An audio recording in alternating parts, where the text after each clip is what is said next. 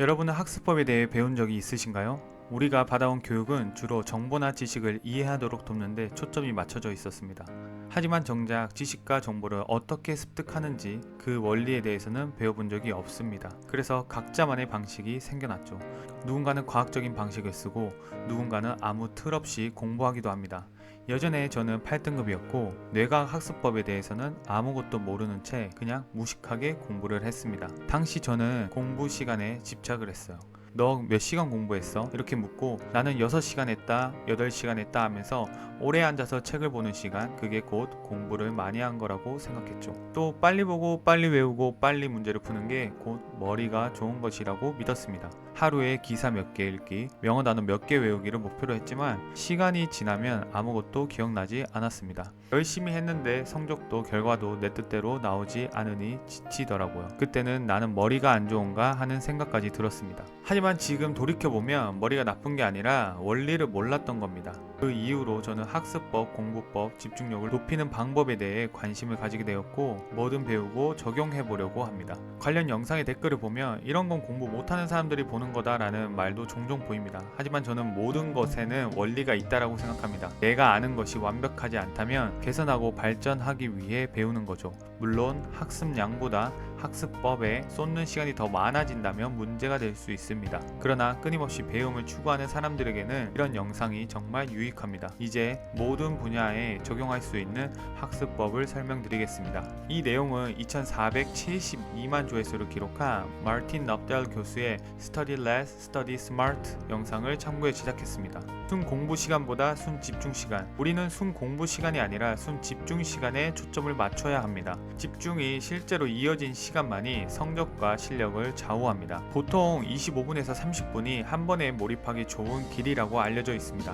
하지만 여기에는 개인차가 있습니다. 어떤 사람은 40분, 어떤 사람은 50분, 그리고 1시간도 거뜬할 수 있죠. 여기서 핵심은 내 리듬을 찾는 것입니다. 2시간 공부하는 것으로 예시를 한번 들어볼게요. 25분 공부하고 5분을 쉽니다. 이렇게 4세트를 하죠. 핵심은 집중력이 떨어지기 직전에 잠깐 쉬어 다시 집중력을 올리는 겁니다. 휴식할 때는 가능하면 휴대폰은 보지 마세요. 왜냐하면 새로운 내용을 배운 직후에는 짧고 조용한 깨어있음이라는 시간이 필요합니다. 이때는 해마가 배운 내용을 다시 재생하고 대뇌피질과 연결을 강화하는 골든타임입니다. 이때 폰을 보고 새로운 정보를 쏟아 넣으면 그 과정이 방해받을 수 있습니다. 그래서 멍 때리기, 가벼운 스트레칭, 산책, 물 마시기를 추천합니다. 여기에서 팁을 드리자면 휴식을 하면 계속 쉬고 싶을 수 있습니다. 그래서 정해놓은 휴식 시간보다 더 오래 쉬게 되는 경우가 많이 발생합니다. 그래서 휴식하고 다시 공부에 들어설 때는 오히려 본인을 더욱더 컨트롤해야 합니다. 장기 기억으로 옮기는 법. 복습은 그냥 자주만 보면 되는 걸까요? 복습은 한 번 본 내용을 잊어버리기 시작할 때쯤에 다시 꺼내보는 게 중요합니다. 에빙하우스 망각곡선이라고 들어보셨나요? 여기에서 출발한 간격 복습은 복습 간격을 점차 늘리며 장기 기억 전환 효율을 높입니다. 학습 후에 20분이 지나면 배운 내용의 40%가 날아간다라고 합니다. 1시간 후면 56%, 1일 후면 66%, 3일 후면 75%, 7일 후에는 약 80%가 날아간다라고 합니다. 그래서 우리는 배운 내용을 잊어버리기 전에 한 번씩 봐주는 게 중요합니다. 복습 기간은 각자의 스케줄에 맞게 중간중간에 복습하는 것이 중요합니다. 여기에서 포인트는 다시 보기나 다시 읽기보다는 스스로 떠올리기가 훨씬 효과적입니다. 공부 환경을 통제하라. 제임스 클리어의 아주 작은 습관의 힘이라는 책에서 이렇게 말합니다. 환경은 행동을 빚는 보이지 않는 손이다. 그래서 좋은 습관의 단서는 보이게 하고 방해되는 단서는 보이지 않게 만들어야 합니다. 우리는 무의식적으로 환경과 관계를 맺습니다. 책상, 냉장고, 침대, 선반은 그냥 가구가 아니라 나와 특정한 관계를 형성합니다. 사람과 있을 때 태도가 달라지듯 장소와의 관계도 나의 모드를 바꿉니다. 침실에서는 잠을 자고 식탁에서는 밥을 먹죠. 그러니 그 공간에 있는 순간 뇌는 그동안 학습된 모드로 자동 전환합니다. 그래서 침실이나 식탁에서 공부를 하면 집중에 시동이 걸리는 시간이 더 길어질 수 있습니다. 이 영상에서는 추천하는 방법 중 하나가 공부 시작 전용 램프입니다. 공부할 때만 램프를 켜고 쉴 때는 끕니다. 즉 램프가 신호가 되는 거죠. 이런 신호는 꼭 조명일 필요는 없습니다. 특정 장소 및 시간, 향기, 음악, 짧은 루틴 등 무엇이든 좋습니다. 핵심은 항상 같은 방식으로 반복해서 우리의 뇌에 이건 시작 신호야 라고 각인시키는 것입니다. 저는 그 중에서도 헤드폰을 씁니다.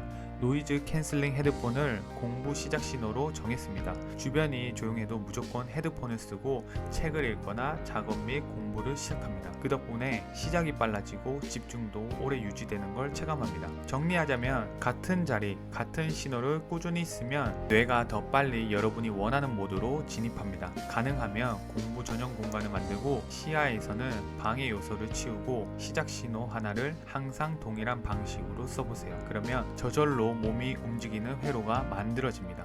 능동적 이해 중심 학습. 공부를 오래 하다 보면 깨닫죠. 보는 순간은 안다 싶은데 막상 써먹으려고 하면 하나도 안 나옵니다. 이게 바로 암기한 것 같은 착각입니다. 눈으로는 익숙하지만 머리에선 개념, 원리, 예시가 제대로 연결되지 않은 상태입니다. 핵심은 단순 암기가 아니라 이해, 설명, 적용입니다. 구성주의는 지식은 스스로 구성할 때 제일 오래 간다라고 말합니다. 즉, 지식을 자신만의 건물처럼 쌓는 작업이 필요하다라는 겁니다. 여기에서는 읽고, 자기 설명, 구조화, 가르치기, 미니 테스트 이렇게 5단계를 말하는데요. 제가 이 5단계를 채권과 금리 관계에 적용해서 말씀드려 보겠습니다. 처음에 읽을 때는 이해를 합니다. 금리가 내리면 기존 채권 가격은 오르고 이자율은 내린다. 금리가 오르면 가격은 떨어지고 금리는 올라간다. 스스로 설명을 해봅니다. 금리와 기존 채권 가격은 반대로 움직인다. 왜 그럴까? 채권 발행 시 이자 금액이 고정되어 있어서 시장 금리가 변하면 기존 채권의 매력도가 변하기 때문이다. 예를 들면 내가 액면가 1,000만 원에 연 5% 이자를 주는 채권을 갖고 있다라고 하면 매년 50만 원을 받습니다. 이 금액은 채권 가격이 1,100만 원이 되든 900만 원이 되든 고정입니다. 그렇다면 시장 금리가 3%로 떨어졌을 때 새 채권 1,000만 원짜리는 매년 30만 원만 주기 때문에 내 채권이 훨씬 더 매력적이게 되죠. 그러면 투자자들은 내가 가지고 있는 1,000만 원짜리 연 5% 매년 50만 원을 주는 채권을 투자하려고 하겠죠. 그래서 내 채권 가격은 상승하게 됩니다. 그러면 이 가격이 1,100만 원으로 오르면 여전히 50만 원만 받음으로 50만 원 나누기 1,100만 원을 하면 기존 5%보다 낮은 수익률 4.55%가 되는 겁니다. 그래서 금리가 떨어질 때는 나의 채권 가격은 오르지만 나의 수익률은 낮아지는 거죠. 그러면 이런 식으로 구조화나 도식화를 해놓습니다. 그리고 저는 금리와 채권 간의 관계를 여러분들께 설명을 했죠. 여러분들은 빈 의자나 아니면 주변 사람들 혹은 SNS에 한번 올려보는 게 좋습니다. 그리고 나중에 회상하기 편하게 미니 테스트 같은 걸 만들어 놓습니다. 금리가 오르면 기존 채권 가격이 어떻게 변하는가? 채권 가격이 오르면 수익률이 낮아지는 이유는 무엇인가? 이렇게 질문을 만들어 놓으면 다시 떠올릴 때 매우 효과적입니다. 그렇다면 키워드를 잘 뽑아놔야 되겠죠? 지금까지 설명드린 내용은 개인별 차이가 존재할 수밖에 없습니다. 즉 정답이 아니라는 거죠. 각자 상황에 맞게 적용하는 것이 좋습니다. 과학적으로 초반 25분이 가장 집중력이 좋다라는 내용을 어떻게 받아들였냐면 짜투리 시간이 모이면 정말 큰 성과로 남겠다라는 생각이 들었습니다. 그래서 오히려 짧은 시간을 허투루 보내지 않고 잠깐이라도 책을 읽는다든지 짧게라도 오디오를 듣는다든지 운동을 하려고 합니다. 또 환경 통제가 어려운 가정이 있을 수 있습니다. 아이, 가족, 소음, 공간 부족 이게 현실이죠. 공간이 안 되면 단서를 들고 다니면 됩니다. 저 역시 개인 사정으로 장모님과 장인어른이랑 같이 지내고 있어서 제가 사용할 수 있는 공간이 한정적이라 작업을 위한 공간은 따로 없습니다. 집에서 공부나 작업할 때는 이동식 책상을 사용합니다. 침실에서 할 때도 있고 옷방에서 할 때도 있습니다. 그래서 보통 밖에 나가서 작업을 할 때가 많죠. 밖에서 공부나 작업을 하는 저는 노이즈 캔슬링 헤드폰의 효과를 정말 잘 보고 있습니다. 이걸 이동형 신호라고 하는데요. 어디서든 나만의 환경으로 만들어주는 장점이 있습니다. 그리고 녹음할 때는 집에 아무도 없는 시간을 파악하고 그때 스케줄을 잡아서 하고 있습니다. 그래서 사실 정해진 건 없어요. 각자 상황과 조건에 맞게 본인이 설정하면 됩니다. 핵심은 완벽한 공간이 아니라 항상 같은 신호가 집중 모드랑 연결된다는 있다는 사실입니다. 그리고 능동적 이해 학습은 초기에는 속도가 느려서 단기 성적에는 불리할 수 있습니다. 그래서 미리 일찍 조금씩 시작하는 게 좋고, 시간이 정 없어도 빠르게 회상하거나 중간중간에 간략한 테스트를 많이 보는 게 좋습니다. 제가 제안한 학습법은 뇌과학과 심리학이 뒷받침되는 방법입니다. 꾸준히 이어갈 수 있고 오래 기억에 남으며 실제 시험이나 업무에도 바로 쓸 수 있습니다. 하지만 우리의 하루는 완벽하지 않습니다. 시간이 부족할 때도, 장소가 마땅치 않을 때도, 당장 성적을 올려야 할 때도 있죠. 그럴 땐 거창한 계획보다 나에게 맞는 작은 현실적인 버전으로 시작하는 게 답입니다.